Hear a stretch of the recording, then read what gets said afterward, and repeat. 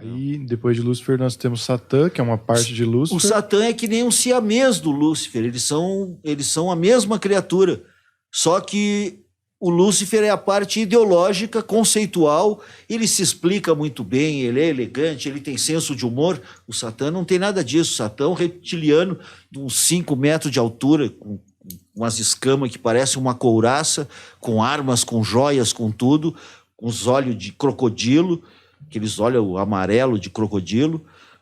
Ele é o que o Lúcifer pensa posto em prática.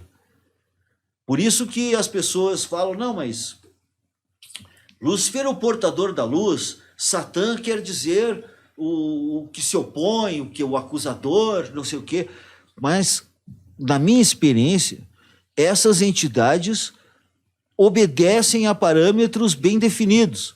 Eles têm uma função no multiverso, na nossa vida, digamos assim, e eles precisam se relacionar com a gente, precisam nos vencer. Na verdade, anjos e demônios disputam o nosso livre-arbítrio. É no território do nosso coração que essa batalha ocorre. É estranho isso, né? Eles querem teu coração e a tua mente. E aí, existe essa especialização. O Satã é o da violência e é um espírito de dominação. Ele é extremamente político, autoritário, autocrático. Lembra certos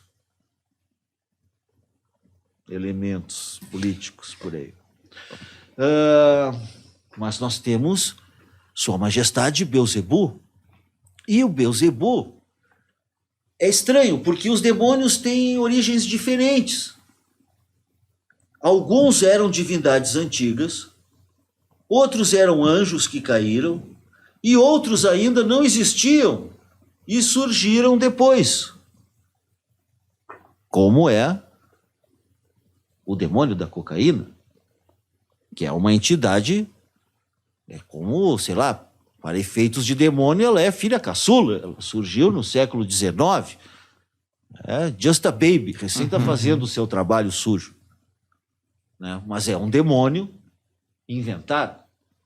Esses outros demônios aí, o crack, sabe o conceito do elemental? Cada substância tem o seu elemental, que é a sua contrapartida energética espiritual, né? Até o café tem um elemental, sabe? Tudo, o açúcar, todas as substâncias têm o seu elemental. Mas substâncias assassinas, o elemental delas é um demônio, que é o caso da cocaína, do crack, da heroína, da metanfetamina e outras porcarias que eu, felizmente, nunca nem ouvi falar, que eles estão inventando a todo momento, e que também correspondem a diabinhos, que exercem uma função corruptiva e desumanizante, né?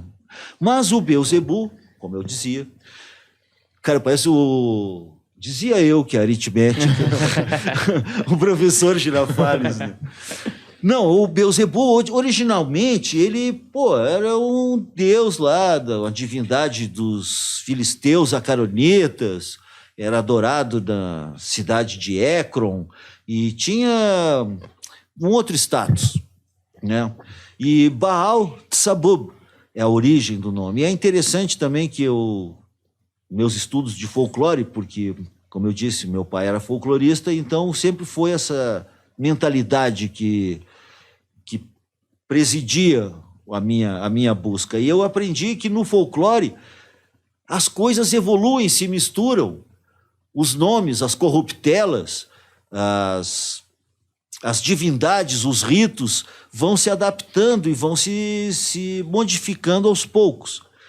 E esse Beelzebu de hoje, na verdade, era um dos muitos Baals que havia lá na antiguidade. Tinha Baal isso, Baal aquilo, Baal Chamaim, Baal Fegor, que veio a virar o Belfegor, o demônio, né? Então, o Beelzebu, que hoje preside o inferno, é uma entidade da putrefação, da destruição, da morte, e ele é inimigo da inocência. Ele se alimenta da erosão da pátina de inocência que todos os seres vêm cobertos a esse mundo. Isso também me explicaram. Que existe um verniz, uma pátina de eternidade em todos que nascem. E que essa inocência vai sendo corroída pelas desilusões. E que apenas nos animais ela se mantém, a não ser, é claro, por ação humana. Beelzebub, essa divindade da putrefação, trabalha com o esforço de corroer essa confiança na vida, esse amor à vida, e fazer com que a pessoa rapidamente se acostume a uma vida sem esperança de ser feliz. Uma vida de zumbi. Aliás, é interessante que lá no reino de Beelzebub é que tem a horda de zumbis. Tem uma horda de zumbis lá. Só que os zumbis não são como os do filme. Embora eles sejam putrefatos e tal, eles falam. E eles são mais articulados do que eu pensava. E alguns, inclusive, me perguntavam quem eu era, o que eu estava fazendo ali. E eu meio que não conseguia explicar. Eles até meio que ficaram de cara comigo. Né? Tipo assim, quem é esse cara? Né? O que esse cara está fazendo aqui? Então, eles não eram estúpidos. Mas cada um era a propriedade de Beelzebub. Mas existe dentro da horda um outro conceito, os psicofantas. Pelo menos foi o nome que eles deram, psicofantas ou vasos.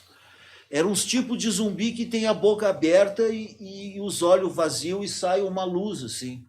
Uma luz colorida, mas escura.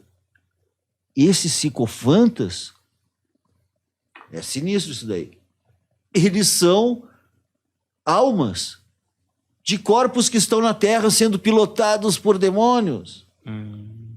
Esse fenômeno o próprio Dante descreveu também. Ele disse que o Frei Alberico e o Branca Dória, que estavam vivos na época que ele lançou a Divina Comédia, na verdade eram pilotados por demônios. Então isso é um fenômeno estranho. E que só acontece com pessoas de muito poder, artistas muito famosos, ou políticos, generais, ditadores, pessoas que podem exercer esse. Então isso aí é muito, muito grave. Para manter o equilíbrio, ao contrário, não acontece? Não. Santos Noai. Isso aí foi uma coisa estranha também. Foi um pouco triste ver a discrepância entre os poderes da luz e das trevas no nosso mundo atual. Simplesmente é perigoso ser bom. A pessoa está sujeita a atrair um rebote se ela atrair a atenção. Então, é importante ser justo consigo mesmo e com a sua consciência, mas infelizmente não há espaço para santos no mundo de hoje.